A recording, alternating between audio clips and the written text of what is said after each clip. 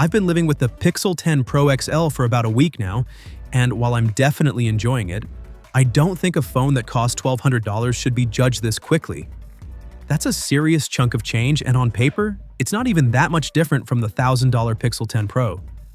So I'm giving it more time to prove itself, especially because one of the big upgrades hasn't impressed me just yet. But before we get into that, let me tell you what's been standing out so far. Let's start with the part that's bugging me: the battery. Honestly, it's not great. I've only been getting about 4 to 5 hours of screen time per charge. And that's with a bigger battery than the regular Pixel 10 Pro. Right now, that's not looking good. To be fair, the phone is still settling in after setup, so maybe things will improve. But it doesn't exactly give me confidence in Google's new Tensor G5 chip. I wasn't even pushing it that hard. A couple hours of GPS, some photos, a bit of app use. Nothing crazy. And yet, it chewed through about 75% of the battery. If you're looking for a Pixel with amazing battery life, this one isn't shaping up to be the answer. And if this is what the XL is doing, I'm a little nervous about the smaller batteries in the Pixel 10 and Pixel 10 Pro. But here's something I absolutely love: the magnets on the back. Simple feature, game-changing in practice. I've got a bunch of MagSafe accessories from my iPhone, and they all just work with the Pixel 10 Pro XL. In my car, I used a MagSafe mount for hours and the phone never budged, even on bumpy roads. That's the kind of everyday convenience you don't realize you're missing until you have it. And even if you don't already own MagSafe gear, the Pixel's support for it opens up a huge world of accessories beyond Google's own stuff. Now let's talk about software. Android 16 on this phone feels fantastic. I've already played with it on Samsung's latest foldables, but on the Pixel, it's even cleaner. There's no weird lag, no clunky menus, just smooth, logical design.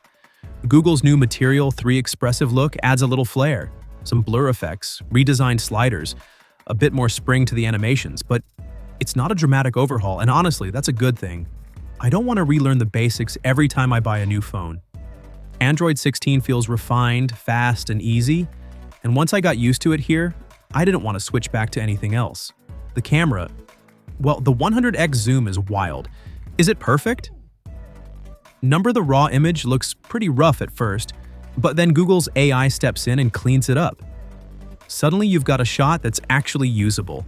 You can still tell software is doing the heavy lifting, but it's surprisingly good.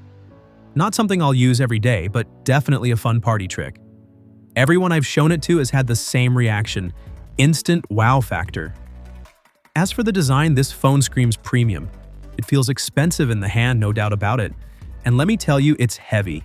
Heavier than the Galaxy Z Fold 7, which is wild. Size-wise, it's basically the same as the iPhone 16 Pro Max, so it's a big device that'll fill your pocket. But honestly, I don't mind.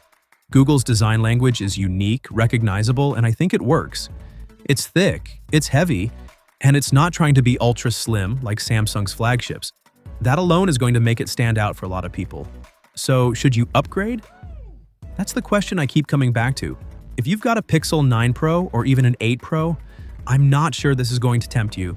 But if you're on a Pixel 7 Pro or older, this might be the one that finally makes you consider jumping forward. That's where I'm at so far with the Pixel 10 Pro XL. I'm going to keep testing it, especially that battery, before I lock in my final thoughts. But I want to hear from you. What do you think about this phone so far? Drop your thoughts in the comments and I'll catch you in the next one. Until then, take care.